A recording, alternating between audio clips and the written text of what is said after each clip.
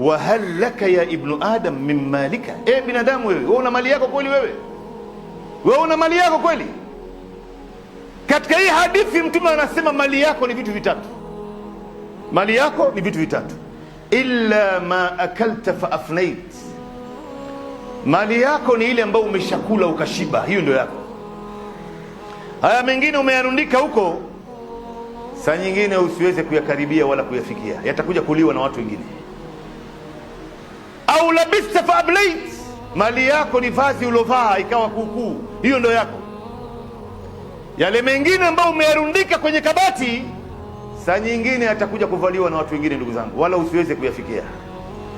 Tena angalia, mtu anapofariki hata mwili wake haijaanza kuoshwa, mwili wake haijaanza kuvishwa sanda, watu wamejitokeza, wameanza kuitisha vitu vya mzee. Wanasema bana, miwani yake mzee ni yangu mimi bwana. Mwingine anasema ile saa yake ni yangu, mwingine anasema ile kofia yake ni yangu. Anajitokeza mjomba, anasema ile kanzu yake ni yangu. Anajitokeza ammi, anasema ile kikoi yake ni yangu. Haujaanza kuoshwa, maana yake ilikuwa si yako hii. Wewe unadhania tu si yako. Yako ni ile ulovaa mpaka ikawa kuukuu. Au tasaddaqta fa amdait, mali yako ni ile ambayo umeitolea sadaqa.